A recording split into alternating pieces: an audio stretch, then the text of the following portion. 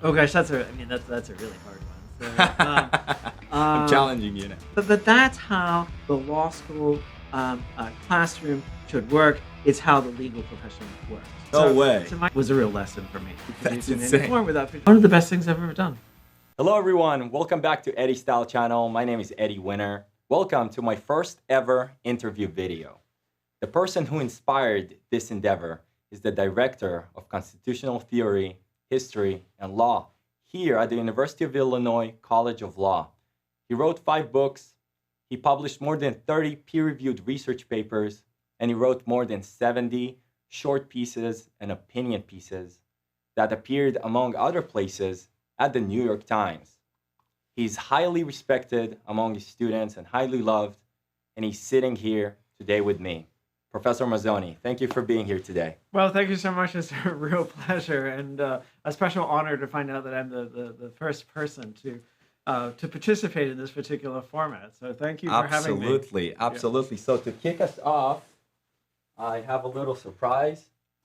Surprise. Okay. I know that you enjoy your coat. I don't know if you like zero or zero, right? So I got the two kinds because I didn't know what you prefer. That's perfect. Yeah. Okay. So now we can really get. So now we can really get into it. Excellent. Great. I'm extra prepared. Thank you so much. Good to be here. So Professor Mazzone, how are you? I'm good. I have the best job in the world, so yes? I'm always happy. So, getting up every day, happy to go to work. It's hardly work. So, it's really apparent that you like your job so much. It's really shown on you. You really believe that you have the best job in the world. Oh yeah. I have a job that basically allows me to do what I'm interested in doing, right? I went to law school, and most lawyers have to do things that other people tell them to do, whether it's a senior colleague at the office that they work at, or the agency that they work at, or if not, even if they're independent, they're working for some client, right? And so the client has particular sets of needs that have to be addressed. I get to pick the sorts of things that I want to work on, and who gets to do that in life? That's interesting. It's amazing to me that I actually get paid for we won't tell the dean, but amazing to me that I actually get paid for the work that I do. And then, of course, the added bonus and really central to my work is teaching great students like you. So thank you. So to have the opportunity to go into the classroom and teach you, particularly constitutional law, and to hear your thoughts about the Constitution and the cases that we read and sort of issues that are on the horizon, it's just inspiring every single day. So it is. It really is the best job in the world. Really, what inspired me to make this video, among other things, is the fact that you're so respected among so many students from different backgrounds, international students. They all say the same thing. Professor Mazzone's lectures are the best. And they all feel like the lectures are short, which is so interesting. They all say it feels short. It feels like we want more. Now, and I thought like that when I was your student last semester, but I didn't know that so many people shared this opinion. It's very kind. It's very kind to say that. Yeah, it's very amazing. Where are you from? Grew up in Massachusetts. Okay. I've lived in other parts of the country. So I've lived in New York City. I lived in New York City for a long time. Lived in California for a while. I moved to Central Illinois 10 years ago now. So time flies. I've been at the University of Illinois for 10 years, and no plans to move. So I'm quite happy doing what I do and doing it here. Do you like the town? I like the university. I think many people would say that absent the university, we probably wouldn't live here. I mean, there's no obvious reason I don't want to insult anyone, but no obvious reason to move to Champaign, Illinois, except for the fact that it just happens to be the home of an extraordinary research university. And part of that university is, I think, a very special College of Law, which I get to be a part of, and we have the benefit of being a small, intimate, friendly college where people really do get to know each other. and I can get to know my students if they're interested in doing that. But we are part of this massive research university, world-class university that is in the background that offers just endless opportunities. So that sort of combination of being part of a small unit that is also a piece and an important piece of a larger university is in some ways the best of both worlds. Yes, absolutely. But I have to say, I do miss New York City. You So, do? yeah. We'll get into your time in New York very shortly. I think one of the most notable things when one goes on your page is your extensive educational background. Okay. I would like sure. to talk a little bit about sure. that. Yeah, I did go to school for a long time. Yeah. Yes, a very long time. Yeah. So you started your undergrad degree at Harvard, Yes. and you studied social science.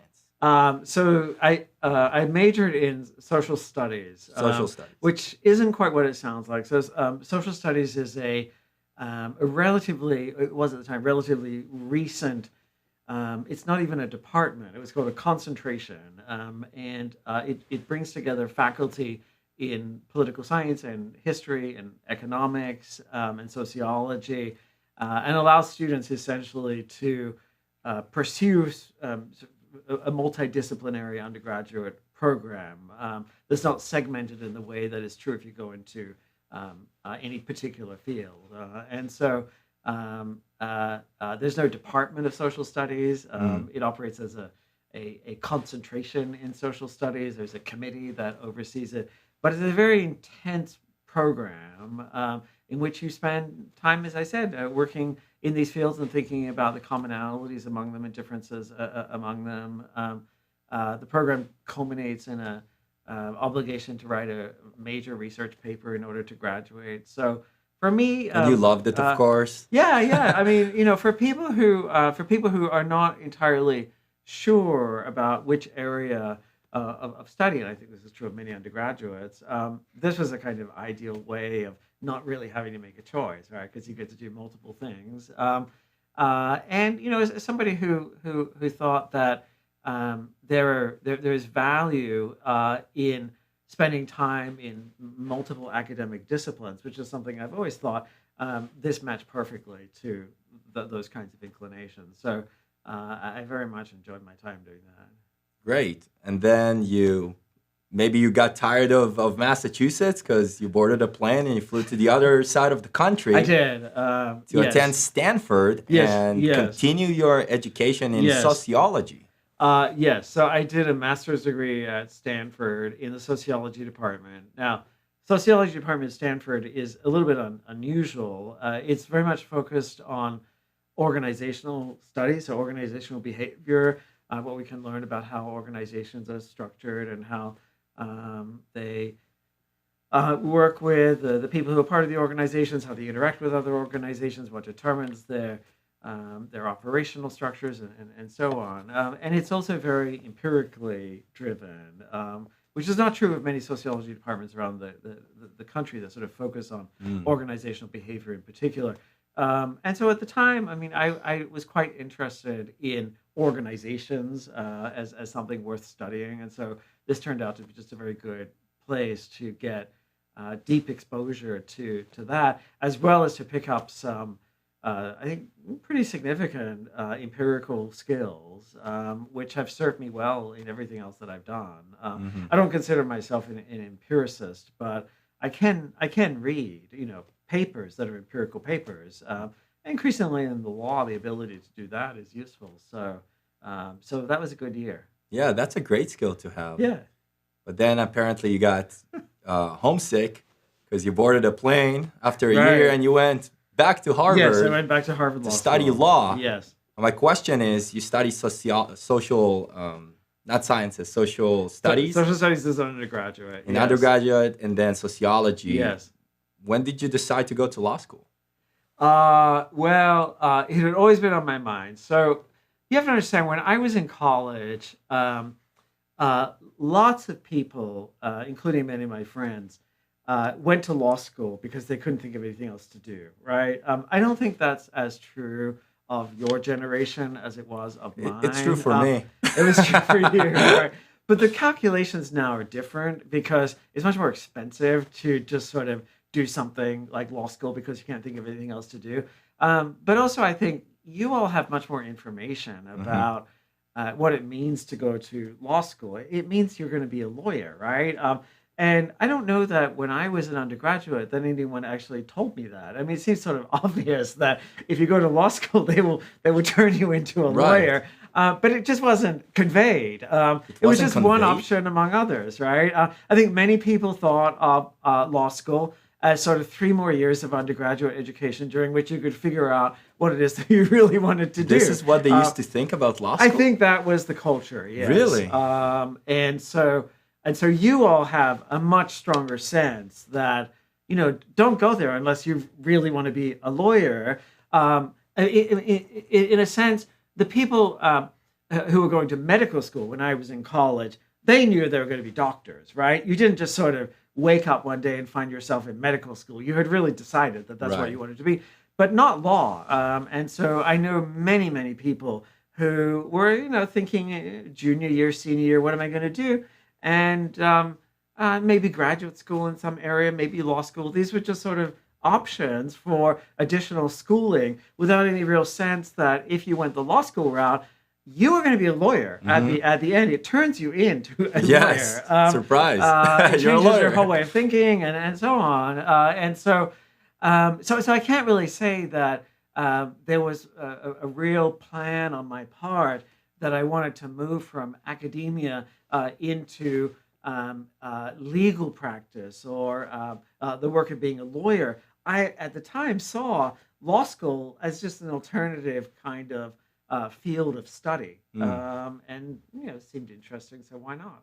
When did you discover that you're interested in becoming a scholar one day, or working in academia, becoming a professor? I think certainly. I think certainly as an undergraduate, Mm. I thought the faculty members I interacted with were people that I admired. I thought that the sort of life that they had looked like a pretty nice life. Yeah. I had good relationships with faculty members, and so I saw myself as perhaps well suited in some ways Mm. to that kind of environment. I mean, you have to. I can say more about it in retrospect, but I think uh, the work of an academic is it's generally a kind of lonely work, right? Because Okay. this is the glamorous part of it, right? Yes. Doing interviews like this, right? But most of what I do, and most of what I was doing, before I came over here to talk to you, is you sit in a room and you write stuff. I mean, you're basically a writer. You have to Mm. think about some project and write it up. Mm. So most of what I do is by myself writing. Of course, you interact with people. I teach. I have colleagues. I interact with them. But an enormous amount of what you do really is done by yourself, writing. And not everyone is suited to that. I mean, it just would drive some people crazy. I think I am suited to that. So I Yes. can sit for long periods and start writing, and then the next thing you know, it's 6 o'clock in the evening. Mm. And so that's good. The other thing that I think I've increasingly found that makes me well suited to academic work is that in academia, especially in the law school context, you are rewarded for challenging things I mean, as you know, challenging things you hear, disagreeing with what other people say, Yes. suggesting a different approach to something.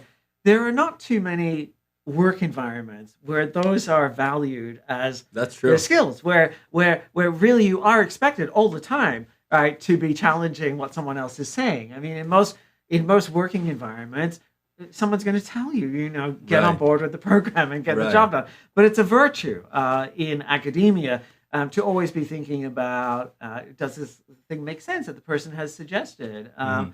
And so I have a kind of natural inclination to do that sort of thing. I'm curious. I don't sort of I take things for granted. I like to Mm. challenge assumptions. I like to Yeah. sort of think about, does this really make sense? Does it not make sense?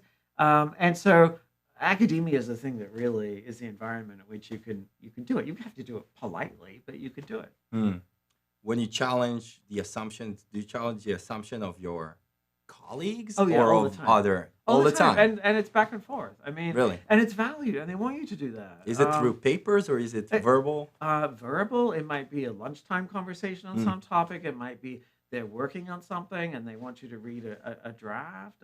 They might be presenting something at a workshop. mm, But in all of those contexts, this is a high premium placed on the ability to do that. Again, doing it in a way that is constructive. I think one of the things that you learn as you go on in academia is that it's much more helpful if you're willing to engage with someone on the project that they want to write, rather than tell them that what they're writing is not any good and they should write something else, yes, right? yes, And absolutely. and so being able to interact with someone, engage with somebody who's working on a project in a way that will actually help them advance their own project, will strengthen it. Again, I mean, that's incredibly valuable. I love it when I get that sort of, because it's help. I love it when I get that sort Mm. of help from colleagues, and I think all of my colleagues appreciate that as well.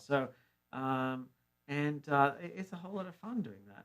Yes, so it seems. So it seems, yeah, So you arrived back at Harvard yes, and you started your journey in law yes, law school. school, 3 years yes, to yes, Harvard, the best law school in the world, or one of them. yes, It's certainly a top yes, five. At Harvard, you had the opportunity, the really rare opportunity to work with Laurence H. Tribe, the one and yes, only. And Laurence Tribe, Professor Tribe, at that time, he was really, really active in arguing in front of the Supreme Court. yes, And you went to Harvard from 93 to 94 to 97, correct? yes. And at that time, he argued 5 times in front of the Supreme Court, and you were his research assistant. I was a research assistant. You had some others.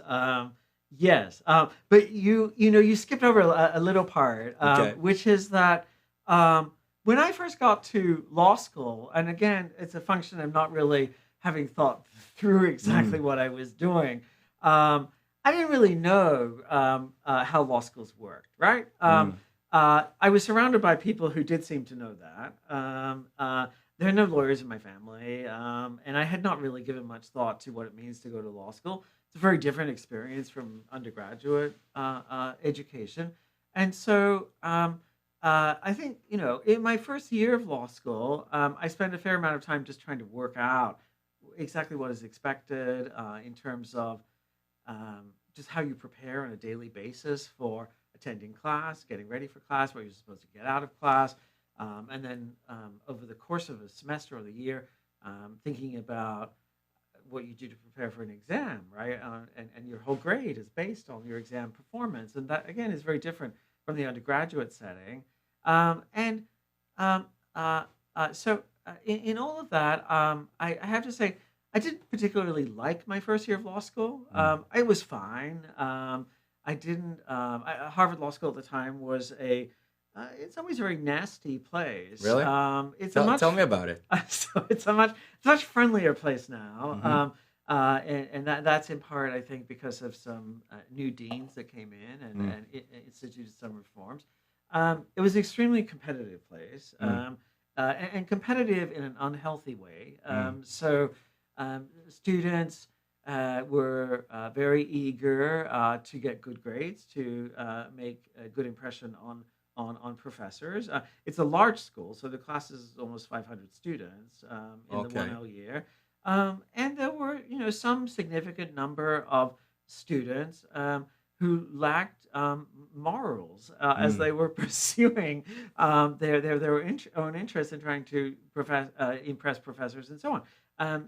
Things like crucial library books, right, that Oh, they were everybody hiding the needed library would books? be hidden or would Oh my disappear, God. or the relevant pages would be ripped out. Really? Multiple incidents of somebody had left their notes in the library where they were studying to go to the bathroom, and when they came No back, they way. weren't there. Seriously? So many incidents like that. Oh I my think a fair goodness. amount. I mean, I didn't encounter it, but I do know of other students who encountered a fair amount of bullying by Really? students. Faculty were, they varied, but there were some very tough faculty members there Mm. who, reduced students routinely to tears. So Really? there was a fair amount of anxiety at Harvard Law School in general. Um, so, that was not an environment in which you're naturally disposed to be being a happy law student. And Interesting. so, I managed fine in the first year, but I didn't love it in the first year. Mm. I took constitutional law in the second year, so I was taught as a second Oh, year okay. course. And Now we're getting into when I it. got to constitutional law, I thought I had just found my home. Okay. It Okay. was the one course that just made sense to me Yeah. in a way that the other courses I'd been studying up until that point did not. And I was very fortunate to have Larry Tribe as my constitutional law professor. Hmm. He is one of the greatest scholars of the Constitution of all time. And as you said, he is somebody who, for many years, had a very active practice. So he wasn't just someone who was in the classroom. He was actively litigating, arguing cases before the U.S. Supreme Court. And so, some of what we would hear when he was teaching would be just based upon a recent experience in the That's court. incredible. And it's quite it's quite an experience. Just to be in his classroom, he's a master teacher, phenomenal scholar, and also an esteemed practitioner. So I liked the subject matter as Hmm. soon as I got there, and this will ultimately lead to how I ended up working for him. Mm. I was not in law school somebody who I mean, you were in my class somebody who frequently raised your hand to participate in the conversation and so on. I was not like that in law Mm. school.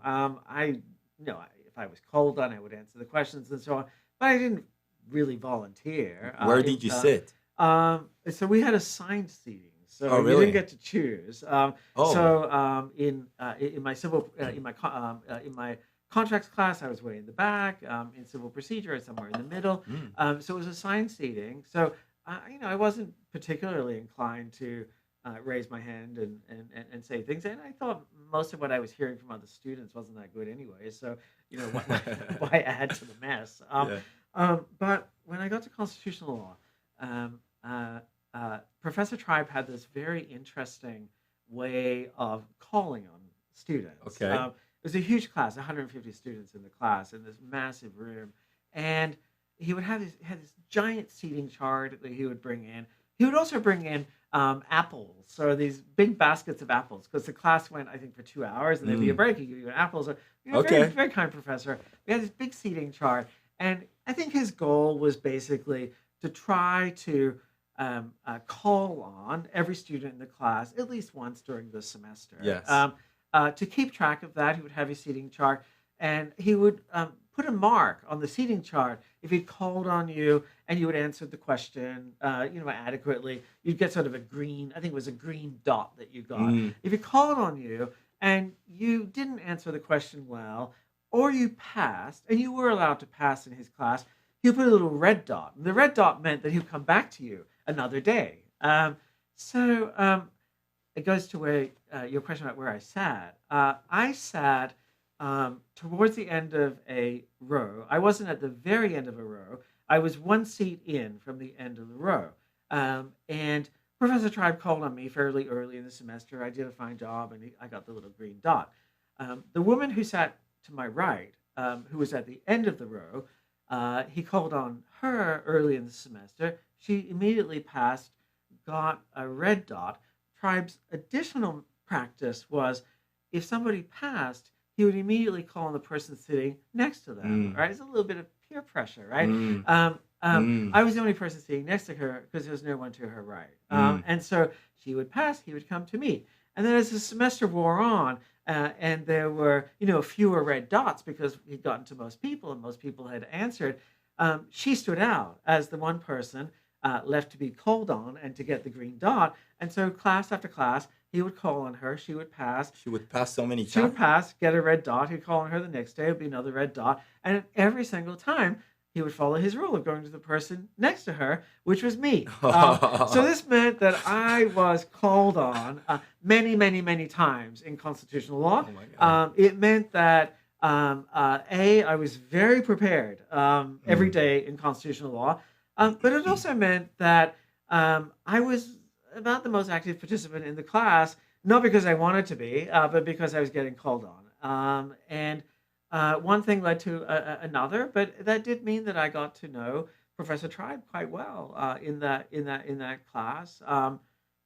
Subsequently, did well on his exam, and he invited me to work for him. And that was just an incredible invitation, and I Yes. of course accepted and spent a year and a half or so working for Larry Tribe on Supreme Court cases. Hmm. And one of the best things I've ever done. Yes. Yeah, I mean he's an extraordinary lawyer, Mm.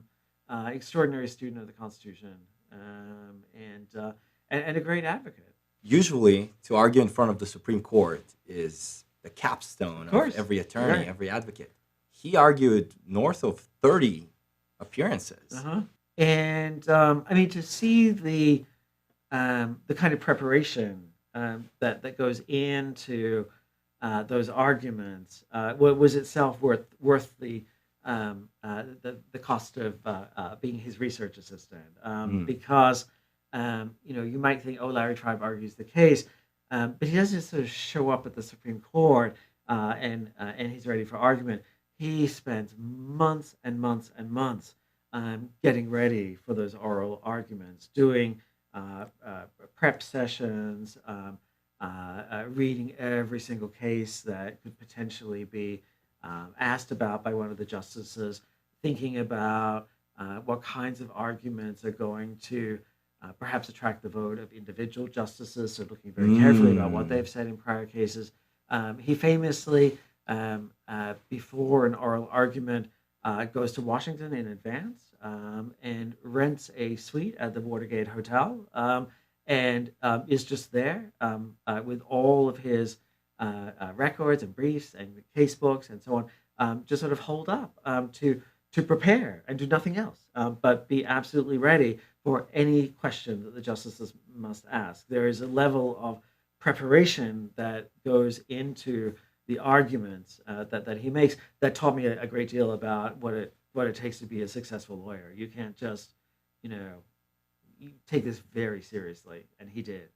Have you ever attended a Supreme Court hearing that he Yes. argued? So I worked on a case called Vacco versus Quill, which Very, is, very interesting case. yeah, Very interesting which is a case. case that he argued, and I spent a lot of time once I started working for him as a research assistant, helping to develop the argument in the case. Vacco versus Quill, as you know, is a case involving prohibitions on physician-assisted suicide, and a claim by individuals who are terminally ill, in tremendous pain, no chance of life, of any sort of meaningful life, no chance of recovery, who have made the decision that it just isn't worth it for them to continue living the next 6 months, which is really all that they had, and they would like the help of a physician to end their life. Mhm. And the things have changed now a bit, so it is possible in some states. But at the time, this was just prohibited across the country. The physician we represented was from New York and had patients in New York. New York considered this to be assisted suicide, and it was a crime under New York law. Yes.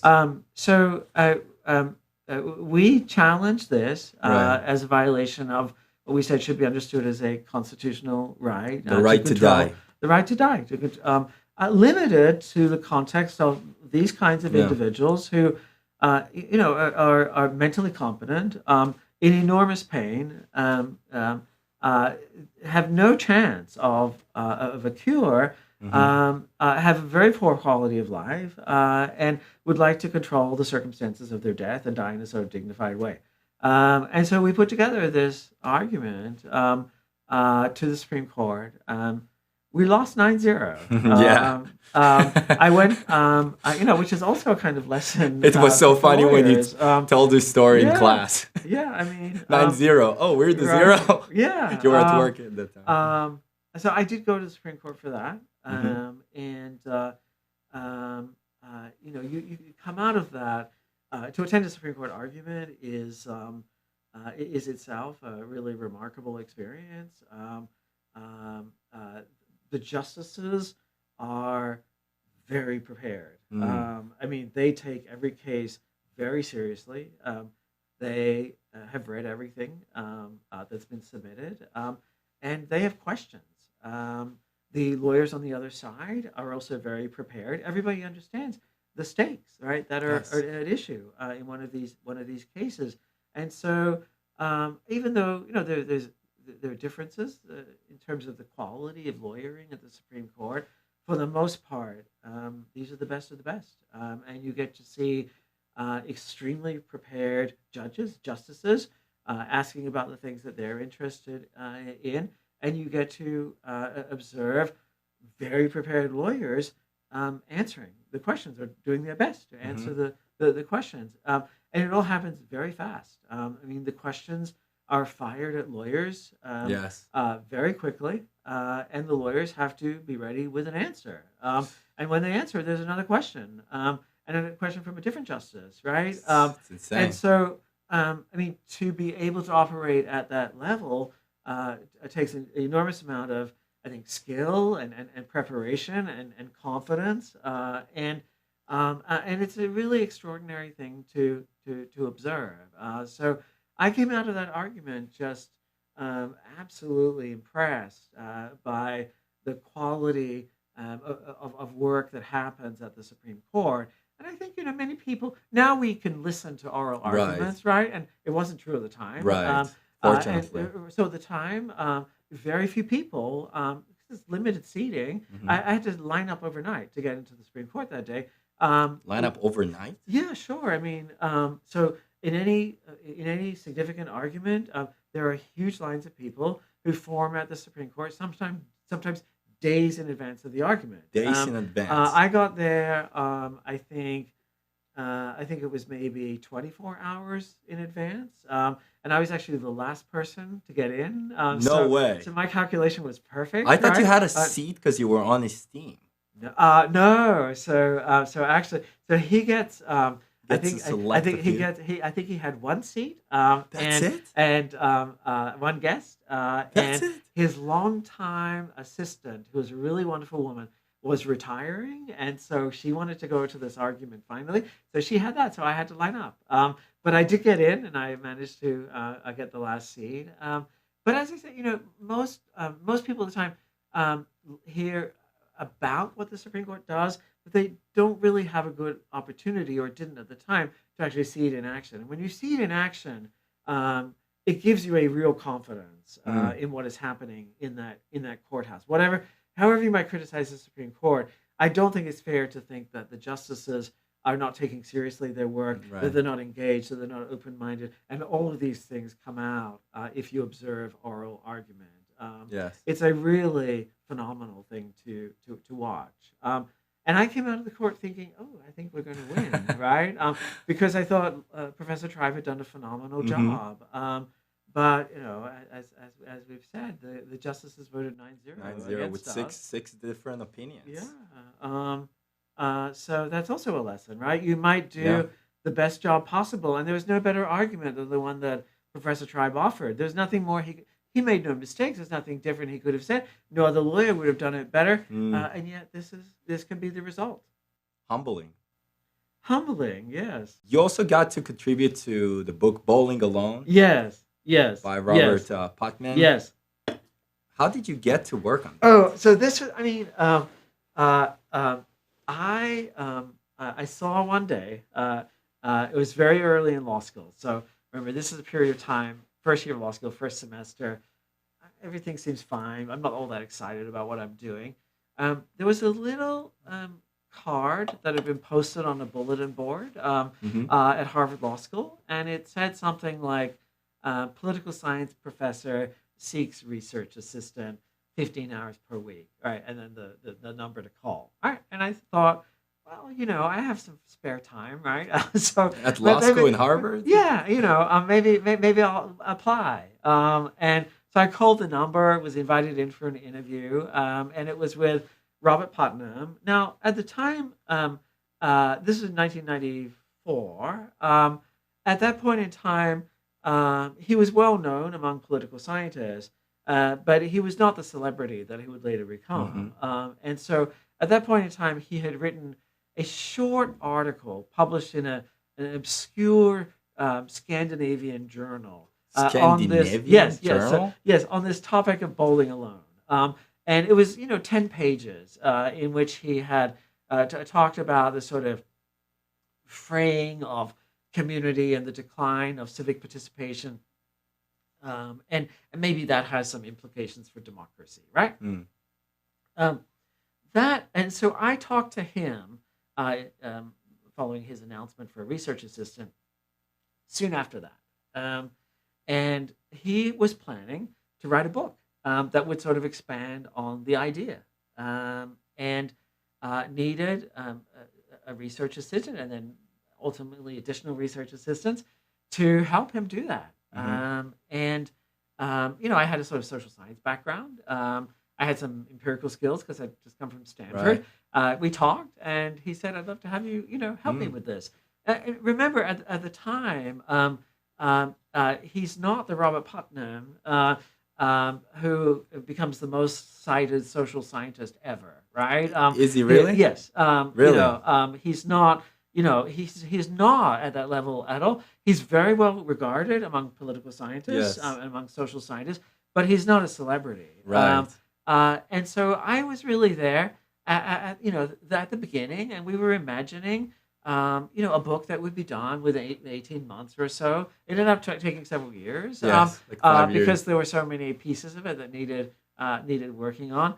And I worked for him for the duration of law school, and I continued doing work for him afterwards. And it was, just among the greatest intellectual experiences of my life. Really? The team grew. So we ultimately added additional research assistants from various disciplines.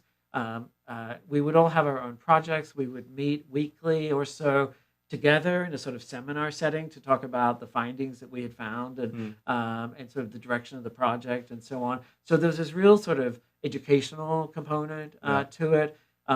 Putnam is he's a genius in the sense of being able to think about, identify a big problem, and then think about how you explain that problem and document that problem, and think about how you move those ideas from a purely academic environment into sort of the popular conversation.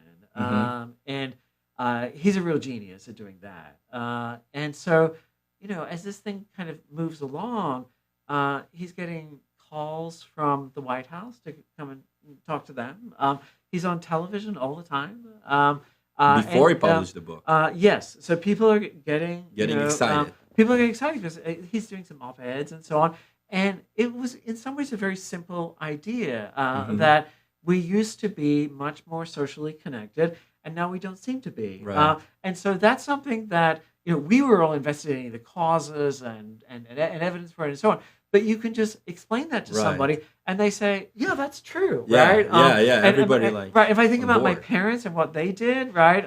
I don't do the same kinds of things that they did, right? It's true. And then when he would tell you that there's a huge body of research that says this is bad.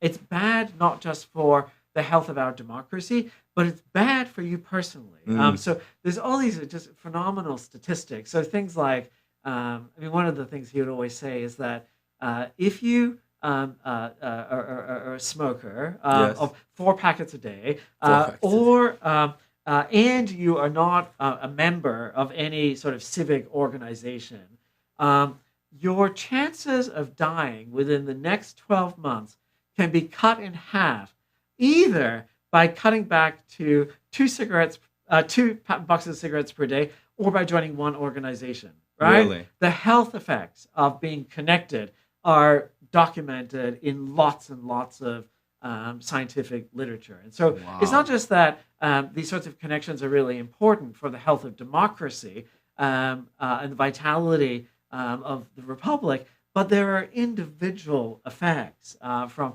withdrawing from community and social Yes. connections. If you don't have anyone you can turn to in an emergency, that's a cost. And again, this is something that people understood immediately. And so Putnam was off and running with this big idea that made him really famous and really Yes. influential. Now, I want to ask you a little bit about your feelings after the book came out and it became a sensation and it influenced not only the United States, because this problem is not unique to the United States, but also other parts of the world. How did it feel to be part of this global success? So, I mean, my role was relatively minor in the scheme of things because the global success is really Robert Putnam. But still, And so, of course, there are people behind the scenes. You know, anytime someone is really successful on a national or global stage, you have, of course, lots of people who play a key role in the background. It was a small team, so we did certainly feel like the sort of work we did was a significant contribution to the success of the project. And it was just, I mean, it was just thrilling to be part of something that really resonated with people, and not just in the US and not just academics, but you know, regular readers, right? Who identified something in what Putnam was saying that really resonated with their own lives. And then yeah. once it starts taking off internationally, globally, I mean, it's as though you have hitched your wagon to Beyonce or something, right? Because Right. there is just this excitement. I mean, on a weekly basis, he was talking to the prime minister of Britain, Yeah. or going to France or Germany, and was on television all the time. And so for me, he was always just the Professor Putnam that I had worked with for several years. Mm. It's as though one day suddenly I becomes a rock star, and you could Which you say, will. "Gosh, right? He was just my professor, and now look at that." But the thing about Putnam is that his a personality never changes, so he's always the same in every single He's context. funny. He is, but he's also just this kind of regular guy. I mean, and that is, I think, a big part of it. He grew up in a small town in Ohio. He's from the Midwest, and had he was somebody who in high school he told me joined every sort of organization and activity. So he was on the bowling league and the debate team and all sorts of things. But just a kind of regular Midwestern guy, this sort of Mm. person you would run into here, but had significant insights and sort of the ability to execute.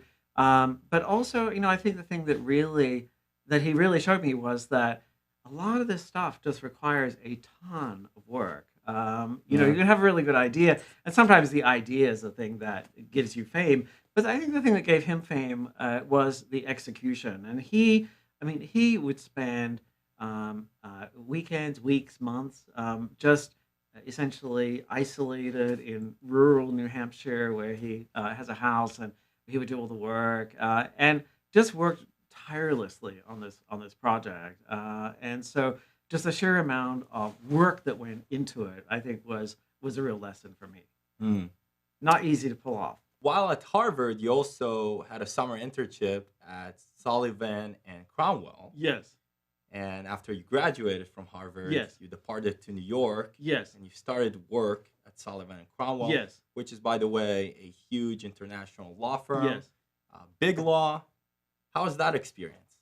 I had a good time. So I was both a summer associate there, and then I joined the firm after graduation. I worked there for a little more than a year. It's it's a large firm, so lots of lawyers. the clients were people who could pay a lot of money, and so mostly business corporations that we were representing. The sorts of issues they would bring to Sullivan and Cromwell tended to be complex issues. So either just because of the sheer amount of um, uh, evidence that may have been involved in an issue, or because of the complexity of the legal issues that they confronted. I mean, in order to pay the kinds of fees that that firm charges, there really had to be something significant in play. And I did almost exclusively intellectual property work, so copyright, trademark, trade secret work. Sullivan and Cromwell staffs its cases leanly, so they don't put 50 associates on any particular case. The partner, a couple of associates, and so that did mean that I got really pretty good hands-on experience from the outset, pretty significant responsibility from at the outset. So I was involved in sort of all stages of litigation. It was tremendous training. It's unpredictable work in the sense that you might go in a Monday morning at 9 a.m. and maybe you would be leaving at 7 p.m., but maybe you would be leaving at 7 a.m. 2 days later Hmm. because something would come up and it would just have to be done. Mm. And there was a deadline, maybe some emergency application, or a brief was suddenly due, some crisis had occurred that required attention. And so you never really knew what your schedule was going to be.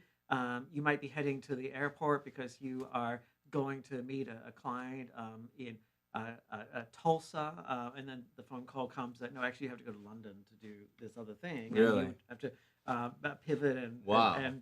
and be able to do that. So that does mean that it's very hard to plan anything outside of your firm work. So I was a person who always canceled any sort of dinner plan or weekend plans that I might have made with friends in New York City, just because something came up and I had to do it. And I suspect that's largely true still today.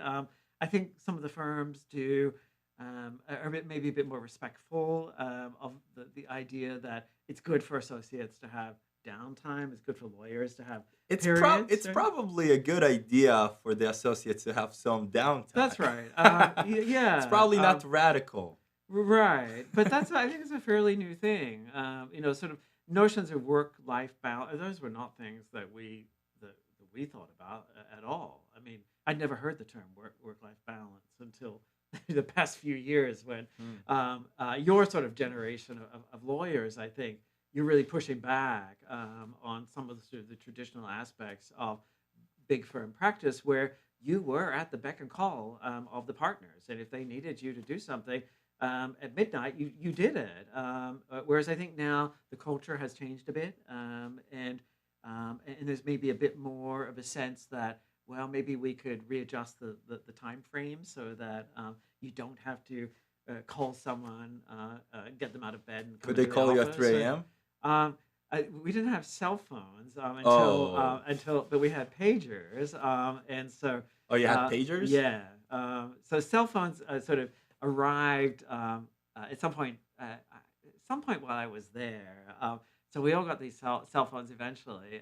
But before that, it was pagers, right? Your pager would go off, and you'd have to make the call to the office to find out what they wanted, and go in. I mean, another aspect of it, the lifestyle is quite nice. So they do a lot of things to facilitate all of the work that you're doing. So if you had to go to the office, the car would be waiting outside your apartment, right, to take you there. Mm. So that sort of thing. Mhm. Meals, of course, are reimbursed, and so the comfort level is there to sort of facilitate the work.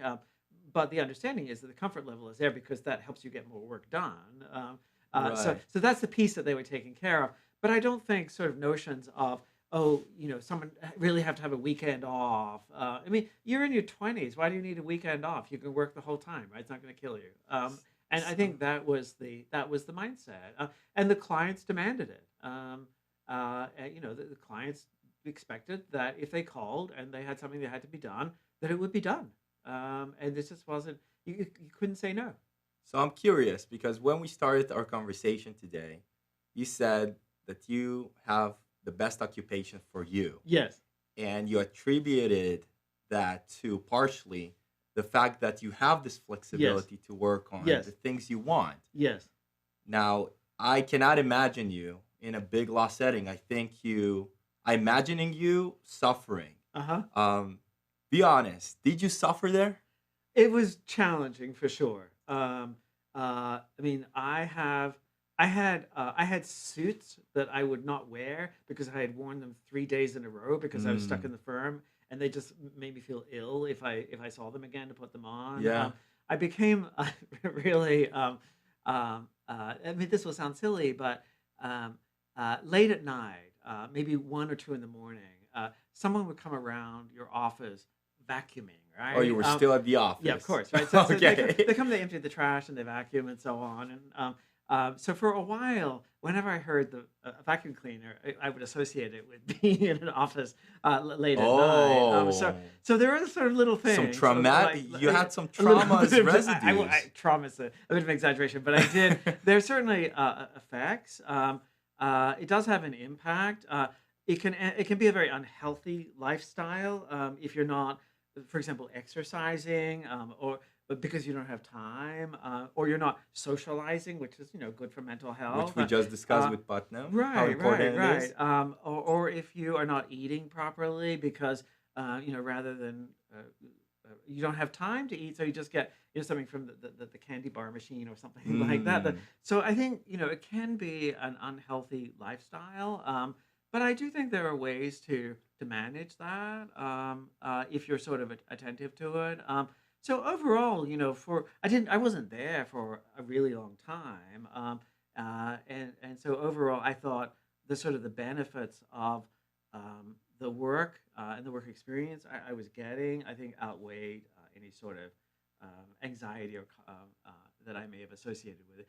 It's not the ideal job for me in terms yes. of this piece of it, the unpredictability, but in terms of sort of the intellectual quality of the issues that come up to firms like that, there was a lot of really just fascinating stuff that I got to work on, and that I found rewarding.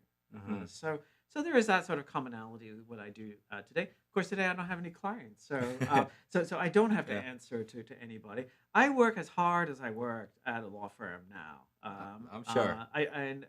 But it's work that I love to do Yes. and that I want to do, and I work hard because I want to do it. And I think there's value to it. But in terms of just the sheer hours, I easily do as many hours now as I did at a firm. Yes. But it's a different kind of lifestyle for sure. Hmm. Working there, you chose a slightly unconventional path of clerking Yes, for 2 years. Usually, students do it before. Usually, they do it yes, right after law school yes, for a year. yes, You graduated, you worked at a big law firm, which is a yes. dream of most students, especially in New York City. Right. And then you clerked for two different judges, one Yes, of the in this Second Circuit yes, Court of Appeals, yes. and then you worked for a judge in the Southern District of New York. That's right. Tell us about why you decided to go on and do some clerking work. Okay, so I knew I was doing a clerkship. Okay. I knew I was doing the district court clerkship. So the original plan was that I was going to work at a firm for 2 years and then go off and do a clerkship, Mm, which is not all that unusual. okay. You're right that many students do a clerkship immediately out of law school, but it's not the only model. And I think there's actually a lot of benefits to having some firm experience before you do a clerkship. Yeah. But in any event, just because of the way the judge was hiring, he was hiring many years out. My schedule was that I would have 2 years and then I would do a clerkship. And so 2 years would be spent at the firm. What happened is that Robert Sack, who had been a lawyer in New York, a First Amendment lawyer, representing the New York Times and the Wall Street Journal and others, he was named to the U.S. Court of Appeals for the Second Circuit by President Clinton. And he was confirmed, and he needed immediately Mm, some law clerks. And I came to his attention, and he asked me if I'd be interested in doing this. And so that meant, because he needed someone right away, that I had to cut short my time at the law firm, go clerk for Judge Sack, and then go clerk at the district court according to sort of the original plan. So that was a sequence, a little unusual, but I really jumped at the chance to clerk for Judge Sack. Yes. It was his first time. I was his first law clerk. It was the first, Okay. So we started together. I knew him by reputation as just a very distinguished First Amendment lawyer. And so when the opportunity came up, as between staying at the firm for another year or clerking for Judge Sack, that was a pretty easy call. And then once that was done, my district court clerkship started. So I did it, usually district court first and then circuit court after that. I like the way that I happened to do it. The sort of thing I did at the circuit court, the Court of Appeals, I think really helped me when I got to the district court, because I knew how the judges who were reviewing the district court decisions were thinking, right? So that was valuable, and so that was the explanation for the sequence. Interesting. And they were both just life-changing, incredible experiences. I always recommend to students that they do a clerkship, any sort of clerkship if they can get it, immediately out of school or later on.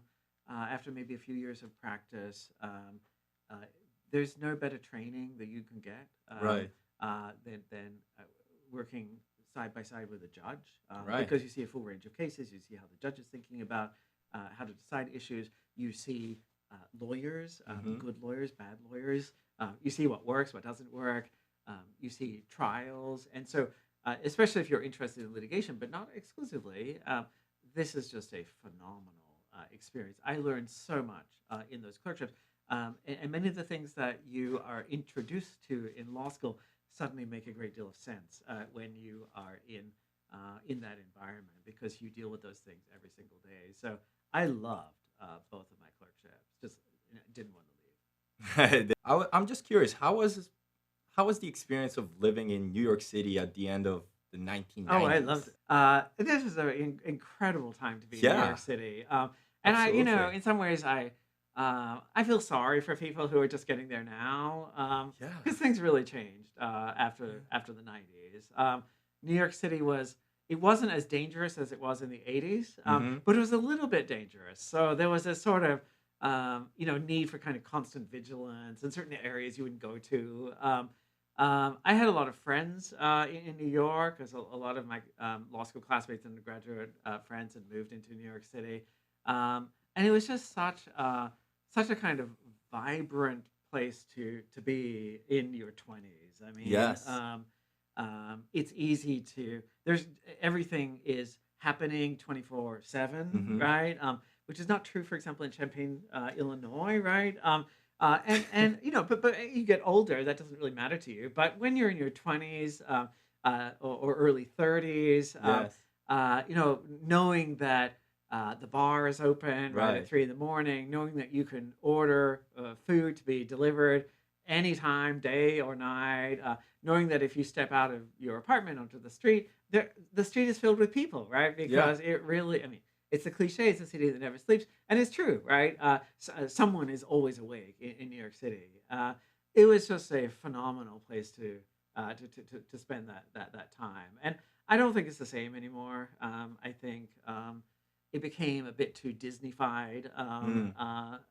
So Times Square now is nothing like it was even in the 90s. It's certainly nothing like it was in the 80s, where it was dangerous to go to. It's much more sanitized now. A lot of this is because of some of the things that Giuliani did when he became mayor, so to really clean up aspects of the city. The Central Park. Right, exactly. And so of course, these are desirable things from a sort of public policy perspective, but they really do come at the cost of a kind of edginess that existed in New York City, and that I just loved. It's just a great time. Interesting. Were you around when at the year 2000 in New York? I was in New York City on 9/11 as well. one of the things that you don't fully appreciate about New York City until it happens is if there's any sort of disruption to, say, the telephone system or the transportation system, the city is paralyzed. So Mm, if the subway system shuts down, or the train system shuts down, as it did after 9/11, for example, right. um, the city, you're essentially trapped. And because people are so dependent upon those kinds of networks, that sort of infrastructure. And certainly right after 9/11, it was impossible to leave the city because they essentially sealed it. And the train system was shut down. And so we were sort of there without anywhere really to go. And it all worked out fine. But at that point, there was a sort of recognition of how dependent you are upon these sorts of basic features of city life that are not true in other parts of the country. Have you seen the towers in flames? And all the Yes. So oh, I lived on the that's upper. crazy. I lived on the Upper West Side. I was not downtown, but from where I lived, you could certainly see that there was something very significant going on. And once you understood that these were towers that planes had crashed into, it made sense that there was. It's the smoke and all of the debris that just travels throughout the city.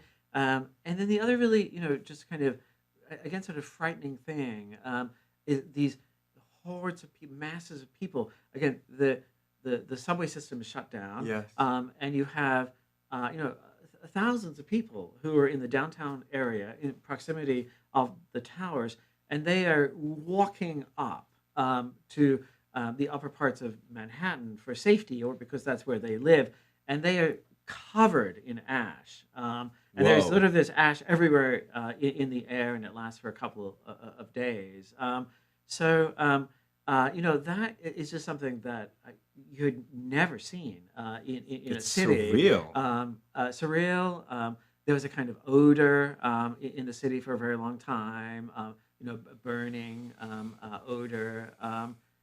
It was a scary time to be there, and including because you're vulnerable when you're in a city in a way that isn't true if you are maybe living further out and you have sort of options to move around and so on.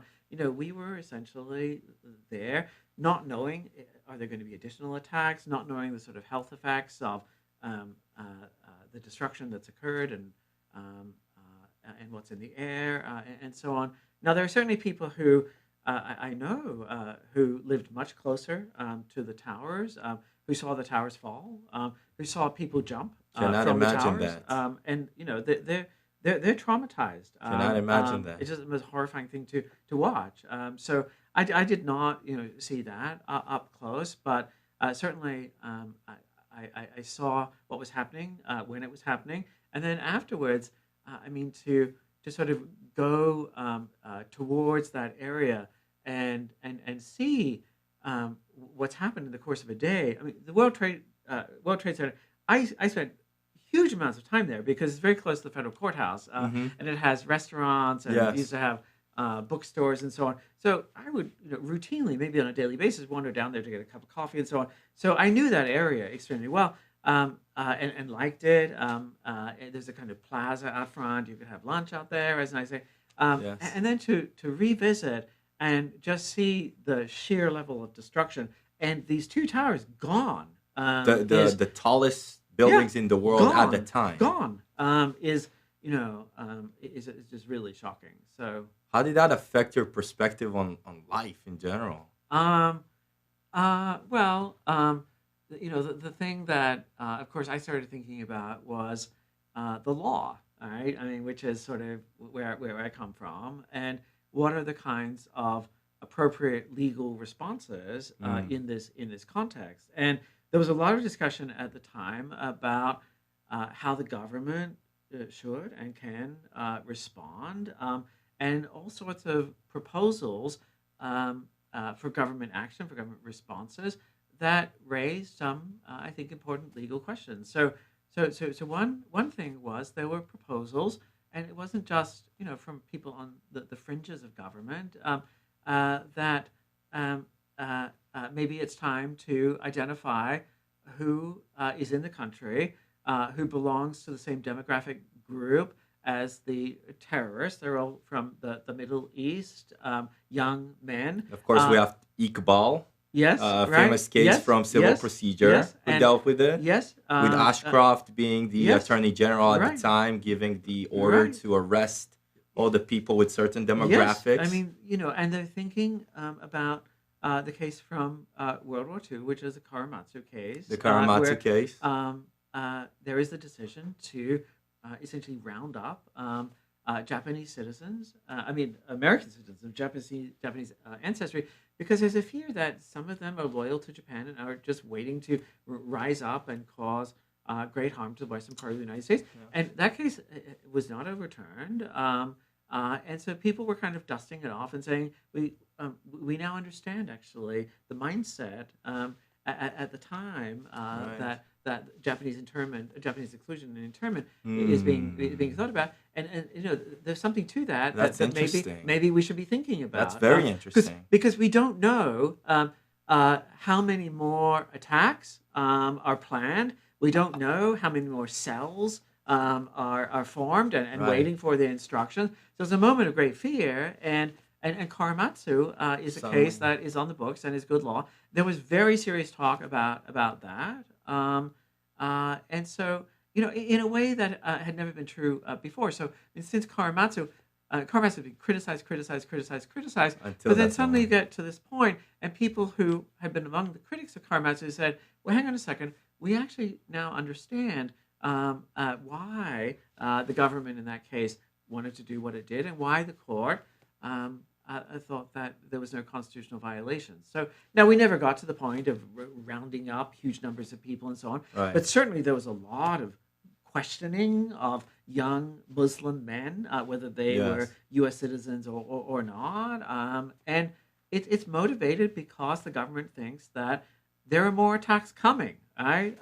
And maybe the next thing is a dirty bomb, Right. and so we've got to get ahead of this thing in a moment of great uncertainty. Mm.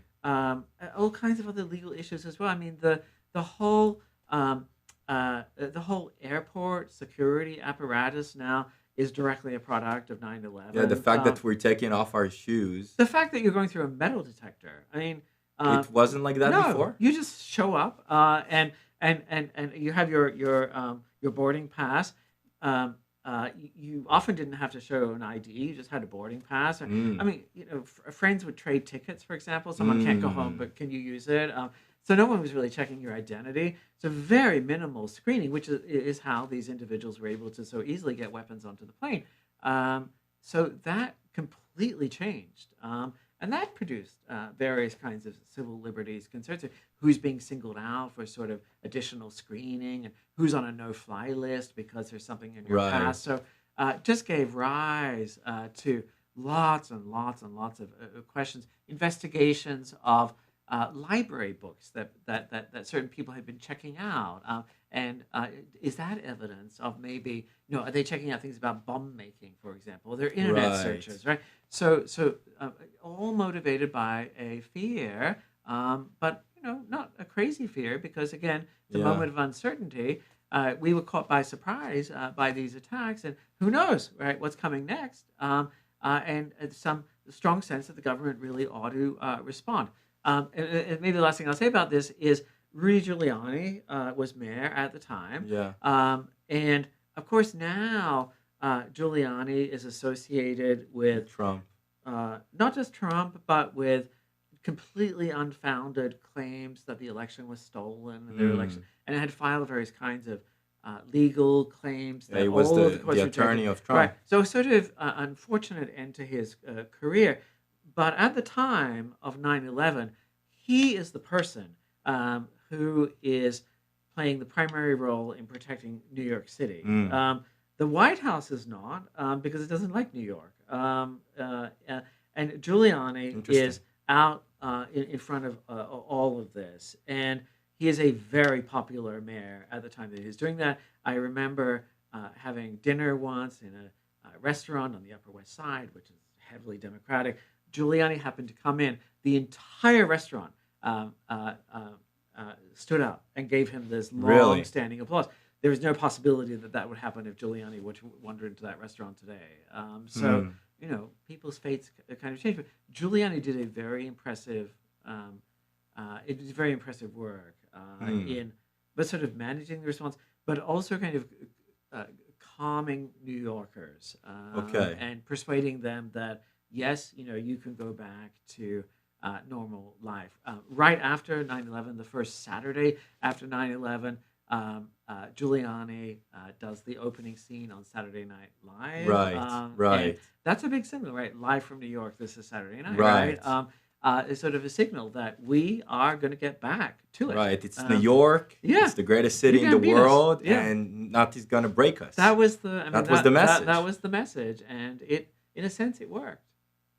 Interesting. Wow. You stayed in New York and you started teaching at Brooklyn Law School. Yes, after I finished my work at Yale. Yes. Yeah, you Yes. finished your work at Yale in 2004, if I remember Yes, that's right. correctly. That's You right. did your Master's of Laws, so Yes. LLM. Yeah. And then while you were there, you said, why not? Let me go all in. Right. And you did the equivalent of PhD, but in law. Yes. Um, Yes. which is the highest degree In law. Yeah. in law. Yeah, that's true. Yeah. And of course, you work with no other with the great Akil Ridamar in I a did, committee. Yeah. Now you work with his brother Yes. here at the College of Law at the University of Illinois. Yes. So how was studying in Yale, and how is it different from, let's say, Stanford and Harvard? What was different about it? How was it? So I went to Yale Law School because I wanted to essentially write a dissertation that would both give me the sort of research training that I thought I would need to be an effective scholar as a professor, but also because looking for a teaching position, I think that having spent some time actually producing a significant work of scholarship is increasingly a necessary thing to do Yes. in order to get a teaching job. So so those are sort of the main reasons. But in addition, my passion always been in constitutional law, and I've been exposed to a great deal of it in when I was working at Harvard and in some of the cases I did, and certainly in clerking. But I thought that there were some gaps sort of in my knowledge and some areas as to which it would be very helpful to spend some time thinking about. And the Yale Law School was really the best place to do that because it has a very strong faculty in constitutional law in a wide range of constitutional law issues. And so that was essentially the reason I went there. And it delivered sort of on all of those things. It's a very small law school. The graduate program that I was in when I was a JSD student, it only had, I think, 2 other students, maybe 3 other students. So That's incredibly small. yeah, it's incredibly small. But it means that you were sort of treated as something between a student and a colleague of Yes. faculty members. So that's nice. The faculty members are very generous in terms of their willingness to talk with, write with, give ideas to students in general, but particularly so with respect to this small group of graduate students. And so it's a different experience. I wasn't taking classes. I mean, I was essentially writing, attending workshops, and meeting with professors and so on.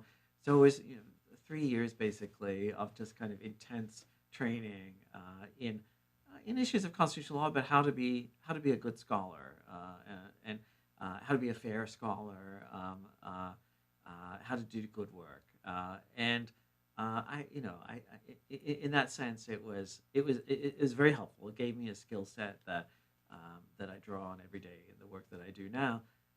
But maybe beyond that, the sort of connections that I made with faculty members there are Yes. connections that have endured ever since. So you mentioned the Amars, Yes. and I did get to know Akil Amar quite well at Yale, and he and I have since become quite good friends, and I speak with him quite frequently.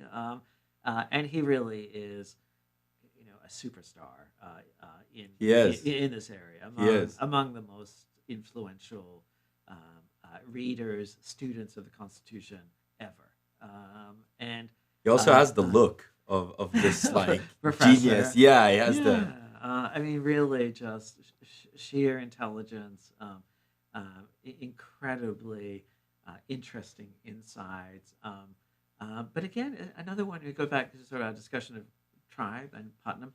Another Yes. one who works extremely hard, Mm. and so the end product it's not something that has just been cooked up in a couple of hours.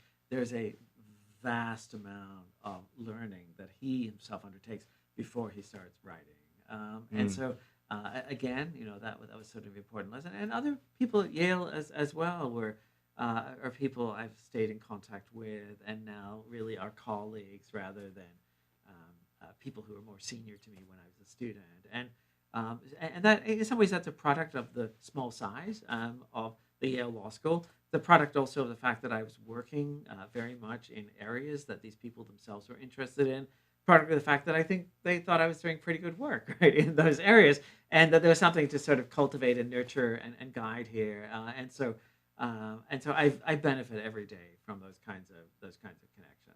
I would like to ask you about the Brooklyn Law School and your experience there. You started teaching there, New York City, Yeah.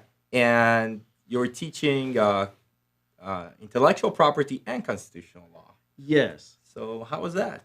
It was good. So when I was looking for a teaching job, I really wanted to stay in New York City, because I loved it. That was sort of the one thing I wanted to do, and then the other thing I wanted to do was to teach constitutional law. Yes. Now, getting a teaching job, teaching constitutional law is certainly was at the time I was looking is very difficult. Right, among all of the Why? sort of, This is the most important topic. it is, yes, but everybody wants to do it. Okay. And so there's a huge supply Mm. of applicants in constitutional law. And so, the message I got was, if you want to do constitutional law, you're going to have to give up New York, right? You're going to have to move somewhere. Mm. And I didn't really want to move. Brooklyn Law School reached out to me and made me an early offer to join the faculty teaching constitutional law. And I said, sold. Right? Okay. This is, I could go to a more prestigious school, but I wouldn't be teaching constitutional law. Right. And so the opportunity to stay in New York City and teach the thing that I loved, that was just an easy decision. Mm. Now, Brooklyn Law School it's a very interesting institution. It's a standalone law school, so it's not part of a big university. Mhm. That has some benefits, has some downsides. One of the benefits is that there's no bureaucracy. You don't answer to a larger university. One of the downsides is you don't have the sort of resources and backing of the larger university. So there are pros and cons to that. It's a large law school, and so large classes, large entering classes. The individual classes themselves are large. I routinely had 120 students in my classes. It has a night program and Part-time, right? Part-time, and it's always had that. It's an institution that has very much been dedicated to expanding access to the legal profession. Yes. And one of the ways of doing that, it was one of the law schools to admit the first women of any law school in the country, for example, in the early 20th century.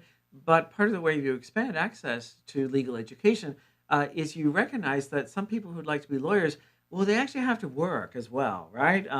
They can't give up. They may have a family. They can't give up employment that they do during the day. Right. And so they can only attend law school part-time at night over 4 years rather than 3 years. And Brooklyn Law School really embraced that. It's not a substantial portion of the class, but there are a fair number of students who do get a law degree that way. And I admired those students a great deal because they're working, full day, entire day, and then they come to classes in the evening. Right? I'm so spoiled next to them. Yeah. I'm so spoiled. Yeah. And many of those students were were very, very good. I think to be able to do the kind of thing that they were doing meant that they had extremely strong organizational skills, Yes. extremely strong work ethic, and so they, for the most part, managed to succeed.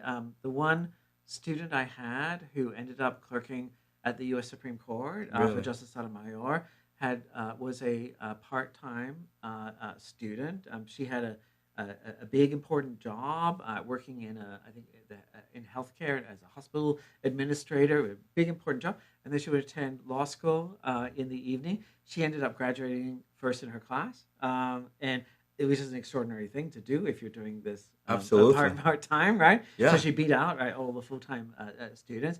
And did it all with a kind of effortlessness that Mm, you thought there must be two people, right? She must have a twin or something, right? But interesting. and it was very impressive. Do you And remember her name? We'll give her a shout out. I do. Her name is Sparkle. So hi, Sparkle. Sparkle. Shout out to Sparkle. Professor Mazzone is Yeah. remembering you. Sparkle's wonderful.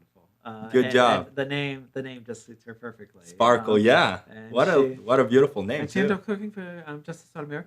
Amazing. She is now a district court judge herself. Really? In the District of Columbia, and so That's fascinating. it's just a wonderful example of again someone who is just very sort of organized and sensible, and knows what to focus on and what not to worry about, and has a sort of mindset that I've got to get this done because I've got to start working tomorrow, right? Yeah. And it's really very impressive. Mm. I loved being in New York City. New York City, of course, has lots of other law schools, so I had a lot of Yes. colleagues at other law schools, and it was a very good experience for the time that I was there. I think towards the end, I sort of done kind of everything I could do at Brooklyn Law School. Yeah, you worked there for almost a decade. Yeah, and I had an endowed chair, and I was the youngest person who ever gotten a chair. And they were very generous to me.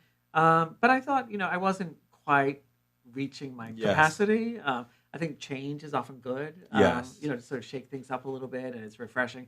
And so when Illinois came a calling, they tried to hire me some years earlier, and I'd said no because I wanted to be in New York City. But the second time they came a calling, I said, yeah, let me take a good look at this, and I was sold on it. Yeah, and you came to Champaign from New York City. That's What a right. change. That's right. Yeah. I would like to dive with you into the actual classroom. Yeah. But before we do that, Yeah.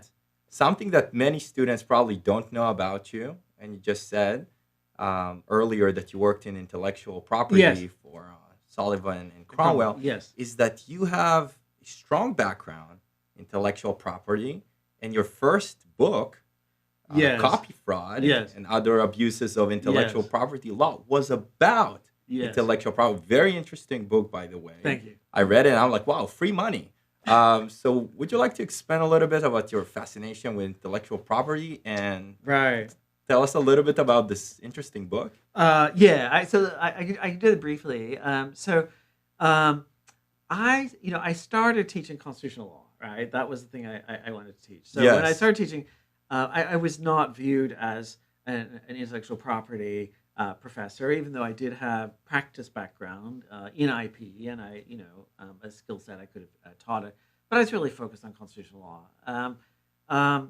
It, at some point, sort of a few years into my initial period of teaching, I started thinking about this issue of materials that are actually in the public domain, right? That free for anyone to use, but that when you encounter them, they have all these copyright notices attached to them. Yeah, like in And- the Metropolitan Museum. Yes, and but other- the one that really, and it does tie back to where I started teaching. Students, of course, would have these pocket constitutions that I would tell them to bring in class, and these would have copyright notices. Oh So my they say, God. no part of this document may be copied or reproduced in any insane. form without permission. Right? And I just thought, what is going on here? And once I sort of noticed this with respect to the Constitution, you see it everywhere, Yeah. right? All kinds of public domain documents as to which the distributors, and they're allowed to distribute because it's in the public domain, are attaching these copyright notices, Right. and strong words that suggest that something really bad will happen to you if you reproduce in any way any of the text of Shakespeare, or the Constitution, or the Or Federalist melodies, Papers, Mozart. anything, right? And so I thought, yeah, this is crazy, right? And so I thought there's something to look at here, right? Why is this happening? Is there any law that prevents this from happening? Because we are supposed to distinguish between copyrighted materials that does give the owner of the copyright the ability to restrict reproduction, and Yes. public domain materials, because copyright only lasts a certain period, public domain materials that are supposed to be available for anyone to use really for any kind of purpose, right? And Dedicated this to the is public. this is a sort of basic bargain of copyright law. So I really wanted first to just sort of understand how this happens. Is there any legal problems when these distributors or publishers are attaching copyright notices to the Constitution? And what's sort of the impact of all of this? Why are they doing it? What do they think they're achieving? What are the costs for sort of making use of public domain works? And Yeah. initially, I wrote an article on this in the NYU Law Review. It was always a sort of side project because it Yeah. wasn't particularly a constitutional law project. The article got a lot of attention. Yes. I think, because many people read it and said, yeah, I see that all the time, yeah. right? What is going on here? And there have been many times when I've seen that notice, and I thought, I better not use this because You never know. you never know, right? One of the things that I report on in the article in the book is that often it's just enough to put this kind of phony notice on the thing because enough people will believe it, right? Right. Even if a lawyer says, "Oh, ignore it, nothing's going to happen to you." So a lot of people will believe it, and they might not use the work, or they might actually do, and I think this was particularly crazy, ask for a licensing fee, right? Yeah. Ask to pay the licensing fee, right? And would contact the publisher and say, how much do I have to pay in order to produce this work of Mozart? The answer Yeah. should be zero, but no, it's going to be $12 a page, and Right. so on. Right? So there are sort of economic costs and costs for creativity and so on. So I wrote the article. It got a huge amount of attention.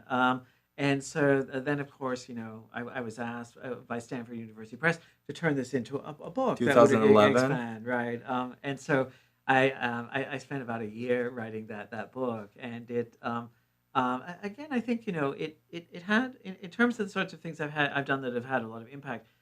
This one did. It not only did, but actually, I was shocked to find out that the copyfraud term Yeah. has its own Wikipedia page, could be which is true. extremely rich and extensive. Yeah. Your name is in the credit for Yeah. coining that. Yeah. It has been adopted by Yes. intellectual property scholars, Yes. and now it's a widely used term that you coined Yeah, as a side project. Yeah, that's right, and it's it's That's now. amazing. I mean, it's really detached from me now too. So Is so, it? So well, I think now lots of people use this phrase to refer to sort of false claims of copyright without any sense of where it originated. Right? It's sort of thought of as the word, right? In the same way you might find a word in a dictionary.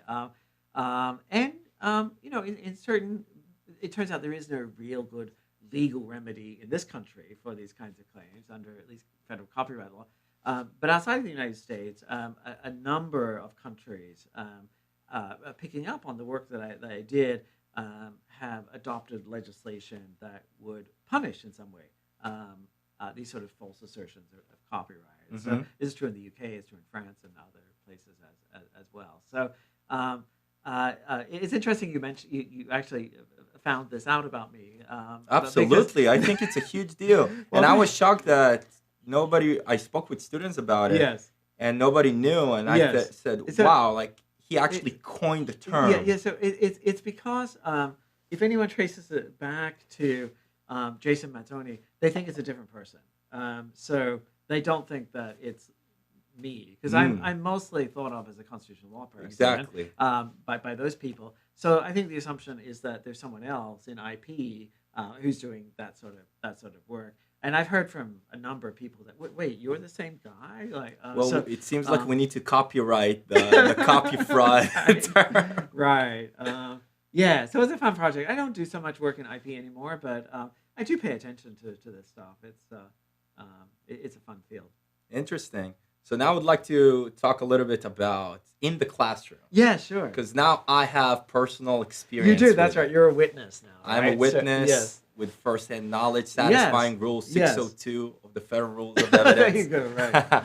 So, constitutional law spans across centuries. Yes. And in class, we talked about the most controversial topics in the world. We speak about race, Right. slavery, Right. speak about gay rights, Right. affirmative action, abortions, Yeah.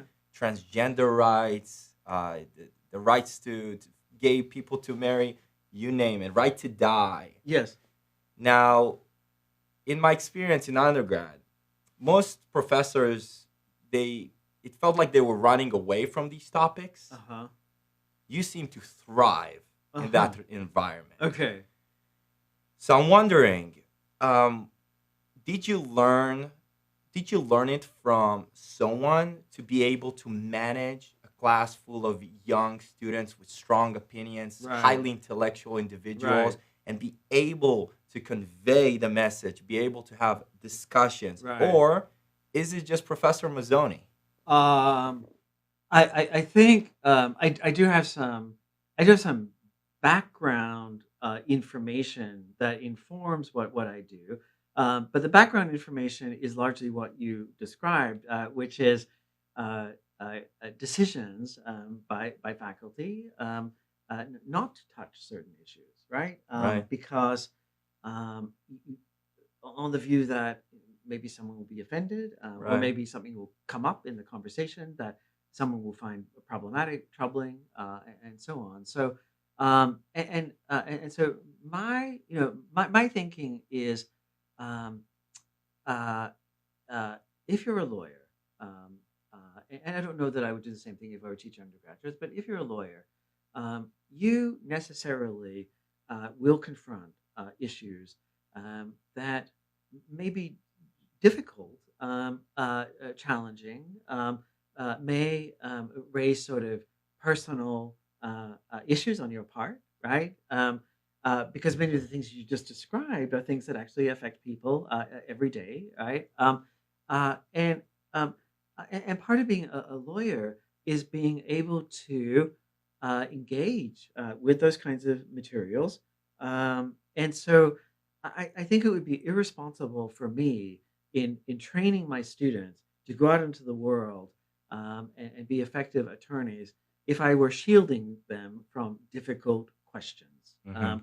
questions that they may have very strong personal feelings about, questions that might produce comments from other class members that they object to, questions that might require them to read cases or other sorts of materials that have language perhaps that they find troubling or old-fashioned or just repudiated because we don't use these terms anymore. Mm.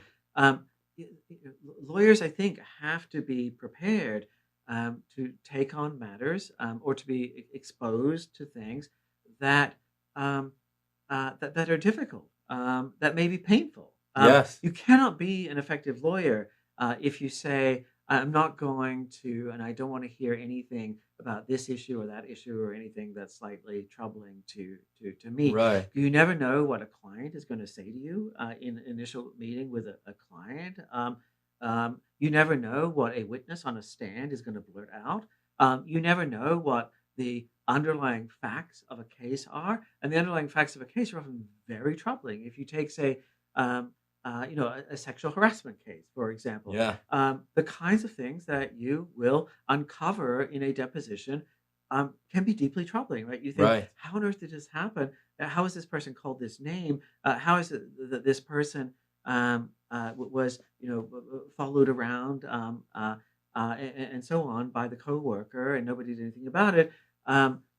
If you're doing any sort of criminal law, the Oh, the facts there worst. are, Worst. you really need a tough stomach. And this isn't to say that, oh, you just have to develop a thick skin and get over it. Uh, But it is to say that once you are in that role, an attorney, you cannot perform it properly if you think that there are certain things that I'm not willing to listen to, or that I need, and this again is one of the things that I've seen colleagues do, that I have to have what's come to be known as a trigger warning, right? So Oh my God.